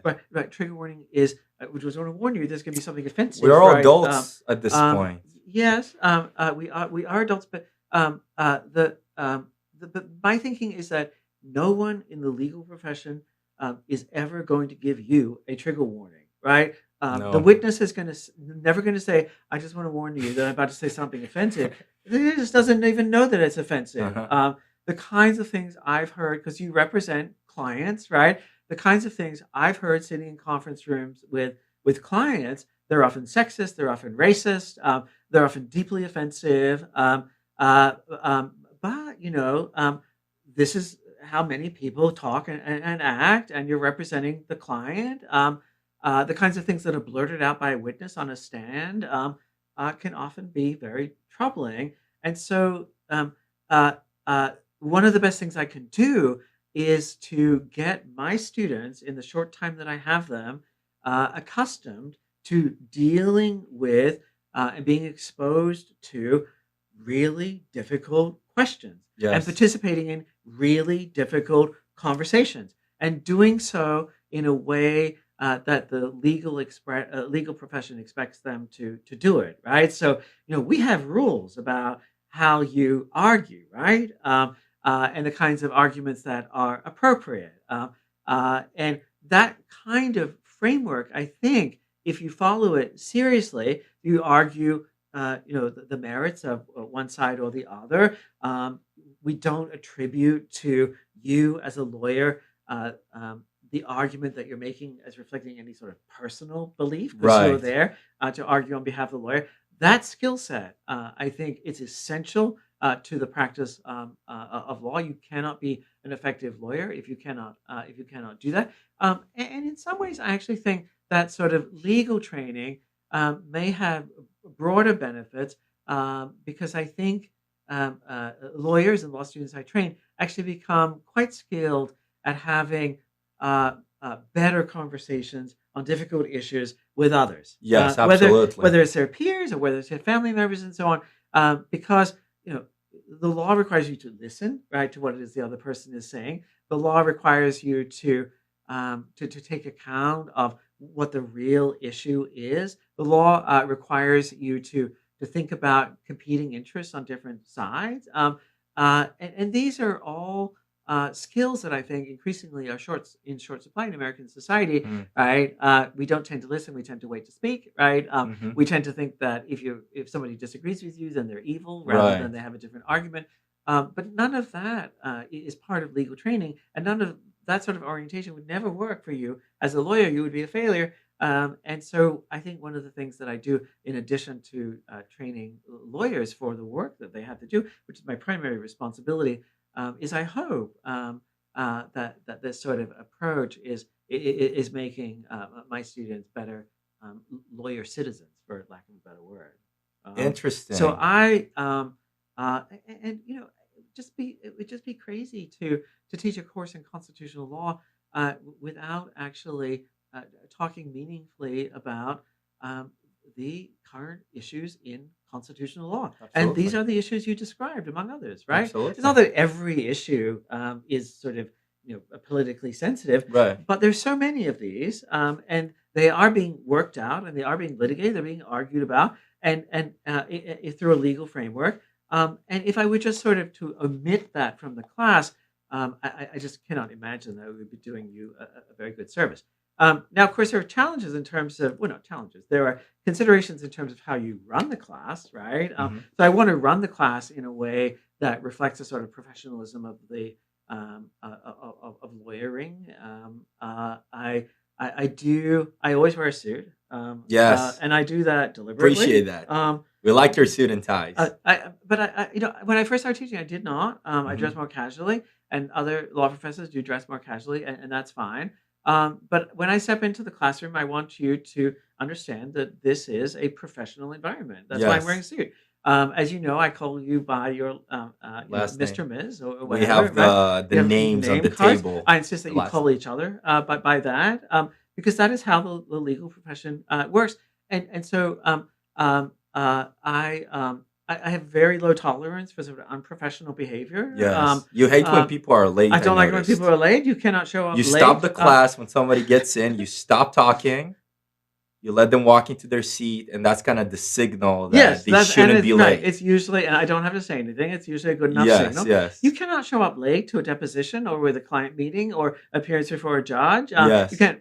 I have no tolerance for late filings of materials that I'm asking Right. for because you can't file something late. There are cases where in the death penalty context, some lawyer has filed something 30 minutes after it was due, and the court has refused to accept the filing, and the person has been executed. Really? Right. So Wow. a lot of things are on the line if you don't comply with these professional norms. And so a minimum thing I can do is to model those for you, so that you're not completely surprised when you end up in a professional environment where those things are just taken for granted. So I do that. And I try to, I don't know that I always succeed, but I do try to run what I hope is a sort of balanced conversation in the class. Yes. Balanced in the sense that I don't wear my politics on my sleeve, You do right? not. So I would like to I praise you for that, by the way, thank you. because in undergrad, either I felt like professors were running away from Yeah, these topics, or if they talked about these topics, I don't know if they felt like they had to take a position or right. what. Or you make a disclaimer or something. I just don't. I don't do Yeah, it, they right? were. Yeah, I took constitutional yeah, law in undergrad, yeah, which was one of the best classes in yeah. undergrad I've taken. Substantive, Not the best. not not ever the best class with me, of course. But the professor did take position and did tell us Yes. how we should think about the Yeah. issues, Right. which I didn't really appreciate. Right. And you are neutral, you push back regardless of what Right. students say. And I remember that a certain person had strong positions against the government's position. And you said, as an educational exercise, well, okay, now you are the spokesperson of the government, Yes. and Yes. then you have that student for 10 or 15 Yes. minutes during cold call, represent the government Yes. for what was very amusing, but also very educational. And that kind of ties in with your teaching philosophy. Sure. I mean, so when I teach Brown versus Board of Education, which is a case that everyone thinks is correctly decided. Hmm. Many people haven't read it, but it's sort of Yeah. it's a uh, no one really questions Brown, Right. right? Um, uh, the way that the way that I start the class is I ask somebody to represent the states that are Yes. defending and operating racially segregated schools, Hmm. because again, you might end up with that side of the case in practice, Right. or in some other equally, personally challenging issue. Your responsibility is to the client to make the best argument that you can, and so and we should all want to hear the best argument that can be made by both sides, right? Absolutely. You don't want to say, "Oh, well, we just take for granted that this is right. Let's not talk about how the state would have argued the case." No, we want to know because we want to know what the were there any strengths to the argument? What were the weaknesses to the argument? So that we can actually understand the strength of the argument on the other side, and we can make sense of what it is that the court actually does. And so, what you just described is actually right. Is absolutely correct. I asked someone, "You're the lawyer. You have to defend these racially segregated schools."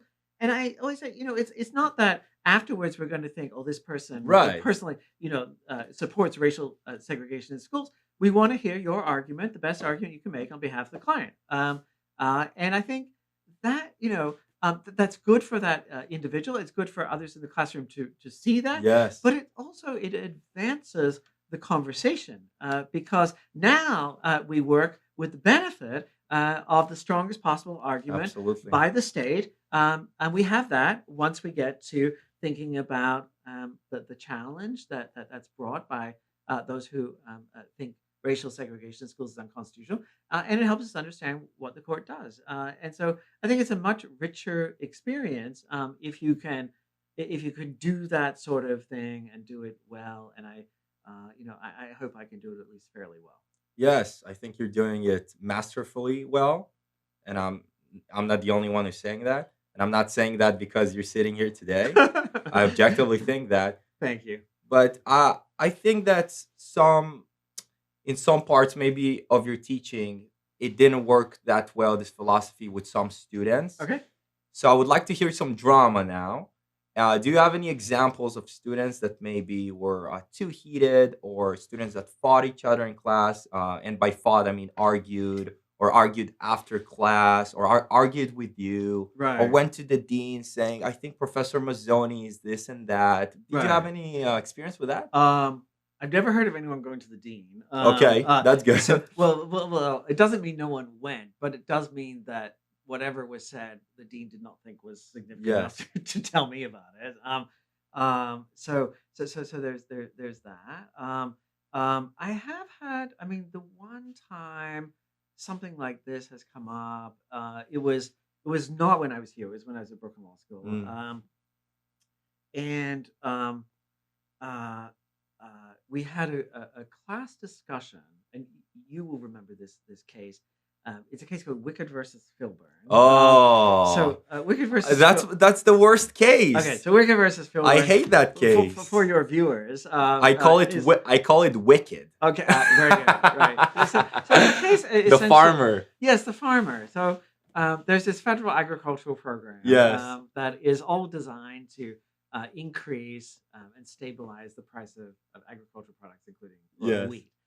Farmer Filburn grows wheat, Yes. and the federal government is giving him some subsidies, right, to help him. It's a period of economic depression, but there's also these federal caps, limits on how much may be grown. So the farmers are getting these quotas. You can grow this much wheat and not anymore.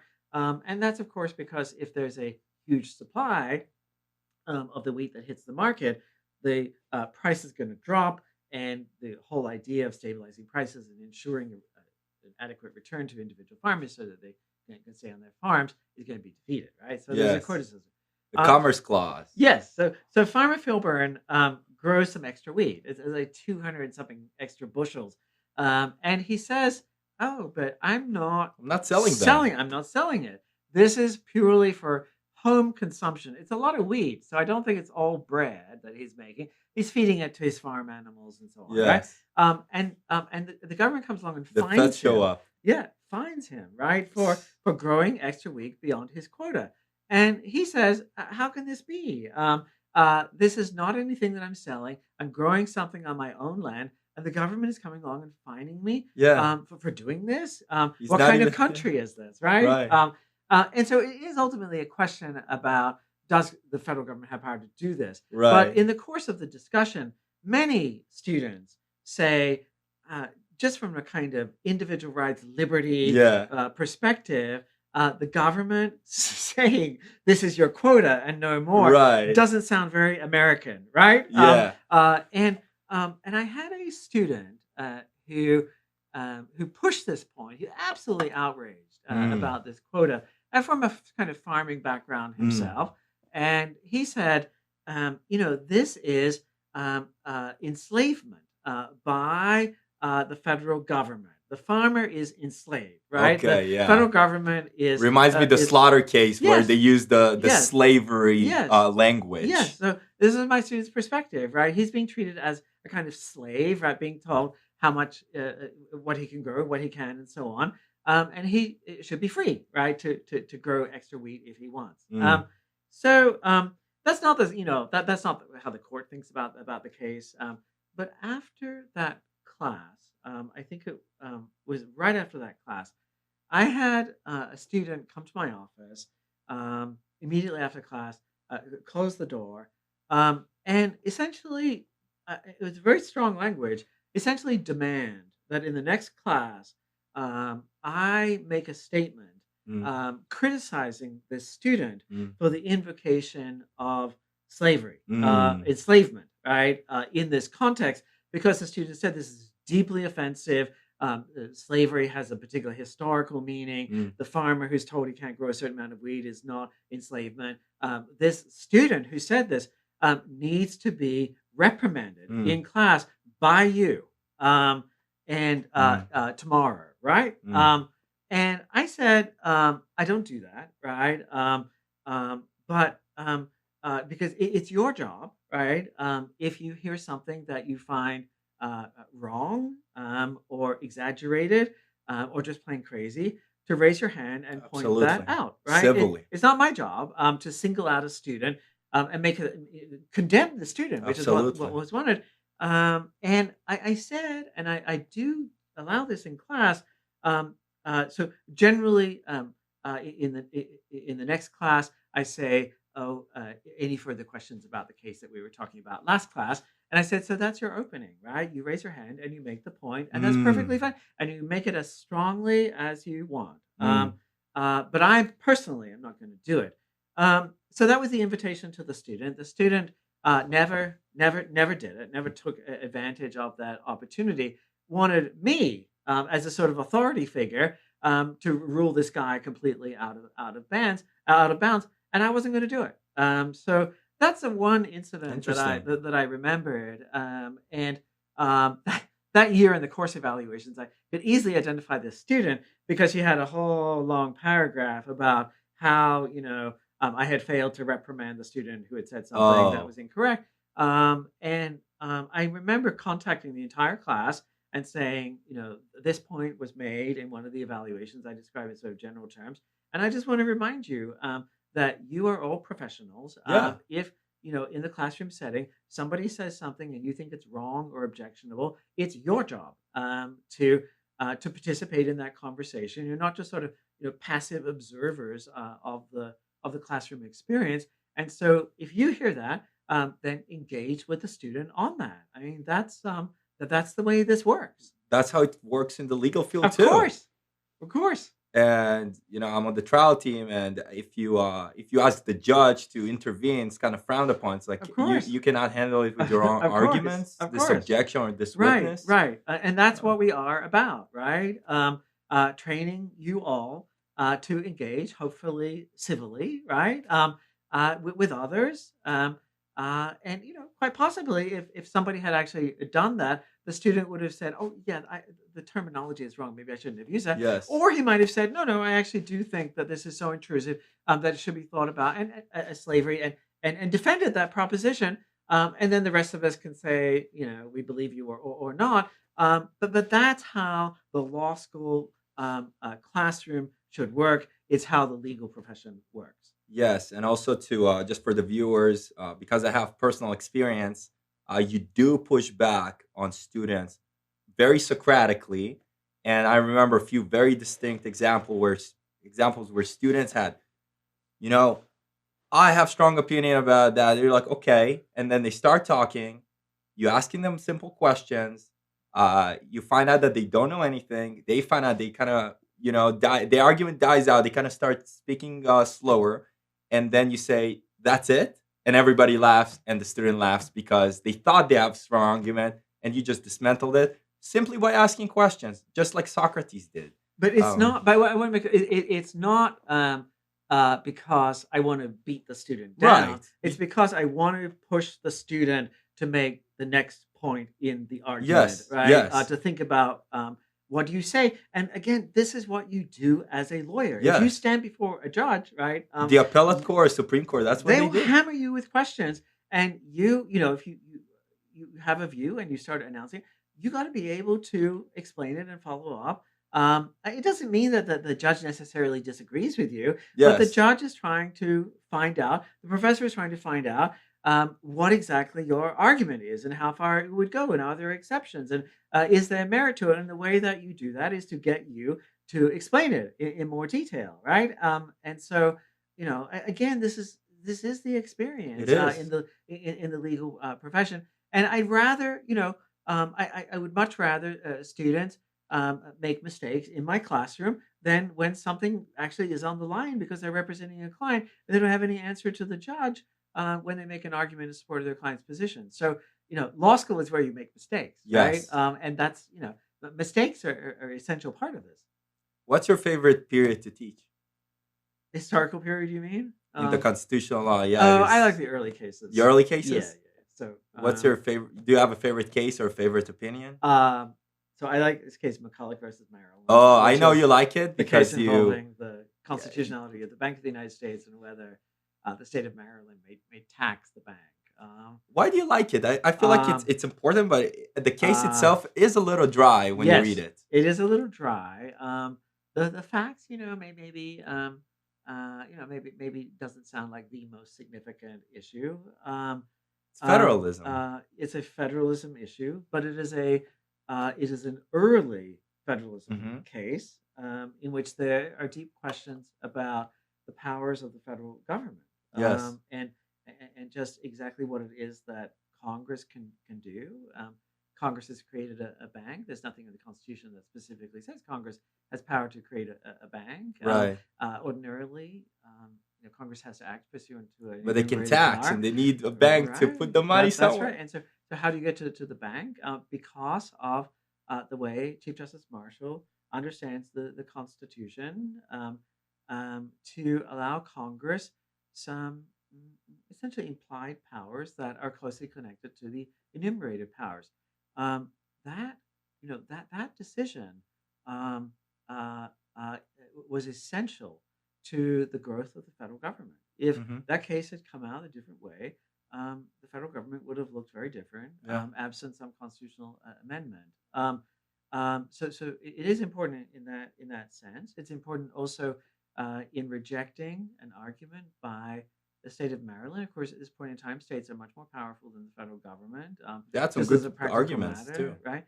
And they want to tax this thing. Hmm. They want to tax it because they don't want it in their state. And and Marshall says it's just a matter of federalism. You can't and the supremacy of the federal government. You can't do this. You can't. The states cannot mess with these federal institutions. And again, this is the first time this is announced clearly in an opinion of the Supreme Court, and it has tremendous implications. It means that the national government can go about the work of creating national institutions and building a national economy without being interfered with by states that don't happen to like federal policy but have lost out in the congressional debates. So it is important for both of those reasons. But I think the reason I like it is that um, I think Marshall's opinion is a brilliant opinion. Hmm. I think it's a brilliant analysis of the Constitution. Sometimes I've thought instead of assigning you 300 cases or however many you have to read, Yeah, so that I many. would teach constitutional law, assigning 6 cases, and we would read Really, all of them from in beginning to depth. end. And Marshall's opinion in McCulloch would be one of them. I think you can learn about 25-30% of what you need to know in constitutional law by Really. reading and thinking about that decision. I think it's extremely rich. Okay. So that's the one that I always think is a very impressive and important opinion. I always like reading And obviously, there is a balance, such as the federal government cannot make states and use their it. resources Yes, to yes, carry out their yes, own laws in cases like Prince. yes, So there is a balance that the Supreme yes. Court That's kind of right. established, Right. which I love very much. Segueing to current day, Okay. Donald Trump was elected and will be the 47th president of the Yes. United States of America. Your dissertation at Yale touched upon how cultures affect the interpretation of the Constitution. Okay. Yeah. Which culture do you think Trump brings in with him, and how do you think it could affect the interpretation of the Constitution going forward? Oh gosh, that's a really hard one. I'm Um, challenging you now. yeah. So I think one thing, maybe a starting point, is that there was a lot of talk during the election period that Trump was going to get rid of the Constitution, right? Yes. And he said some things that led people to believe that. So that get rid of the Constitution or not comply with the Constitution And there have been occasional subsequent statements that he has made, including, maybe I'll stay on for a third term, right, which you can't, that suggests a sort of not very strong regard for, or maybe even knowledge of the Constitution itself. And so I think a lot of the argument that was made by the Harris camp and her supporters, and that's now being made as we see Trump making preparations to return to the White House, are sort of based on the idea that Trump is really hostile to, maybe an enemy of the Constitution, doesn't think much of it, doesn't think it should stand in the way of what he wants to do. My own view of that is that I think that most of those kinds of assertions are probably overblown. I think we'll see, but I think Trump says a lot of things that never actually turn into anything. I also think that as a practical matter, there are really significant constraints on possibilities of doing some of the more dramatic things that people Yes. worry about. A president has tremendous powers. The executive power is all vested in a president. Right. We'll never forget that. Right. But we have many things that the president would like to do would require Congress to agree. And of course, we do have, and this also worried lots of people. We do have a Senate and a House that are now controlled by narrow margins by Republicans. That's certainly better for Trump than if they were split. And so potentially, you will get legislative approval of some of the programs Trump would like to pursue. But even there, these institutions, I think, do perform a checking function, particularly if you have just a narrow margin. It only takes a few senators to say, we don't think this is a good idea. Right. Republican senators to join with Democrats to block. And they did that before. And they certainly did it before. They have somewhat different interests than does the president. They do. They have longer term interests than does the president, because the president will be gone in 4 years. Right. They want to keep serving, right, for additional terms. And so there is that institutional check.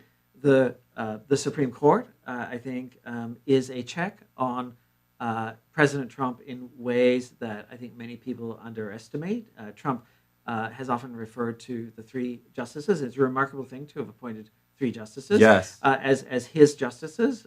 They're not his justices. They're not on board with a lot of what Trump is interested in doing, or what Trump has done. They've certainly issued some opinions that he likes, but the Supreme Court, I think, is a check. They don't have any reason to do just what Trump wants, because they're there for life. They're there forever, right? Yeah. And so there is that as a check. And I also think, just within the executive branch, you could certainly fill, top-level positions with friendly people. But those top-level positions, those top-level people and the president, they all depend upon civil service people to carry out what it is being asked to be done. And so I think, even as the president has tremendous powers, there are certainly significant checks. Trump is not going to do the things that Harris would have done. He's going to do some things that Harris would never have imagined doing. So but I do think the devil will be in the details, and I think we take sort of each thing one by one, and I think that makes sense in terms of thinking about whether there are constitutional problems. Sometimes there will be, sometimes there won't be. I'm largely a historian of the early American Republic, right? Mm-hmm. And so there are conversations about, is the Constitution going to survive? It's right? just not. For me, doesn't make sense. It's just this is a sort of short blip in history. It is, and in 4 years, things are going to change. Yeah. We already had 1 4-year experience, and here we are, right? Yeah. Maybe there are sort of things that many people would prefer not to happen, or things that they would like to happen that aren't going to happen. But in terms of that the Constitution is somehow going to be harmed at the end of the 4 years, I just don't. I don't think so. I think don't it buy has it at all. It has a longevity and it's it's lasted through many prior tense political moments. So I'm thinking sort of in the long term. I think the republic thrives. Okay, so to finish us off, I want to bring the attention back to you.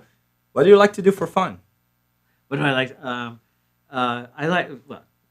I like to work for fun. You like to work. But That's if good. if I'm not working, I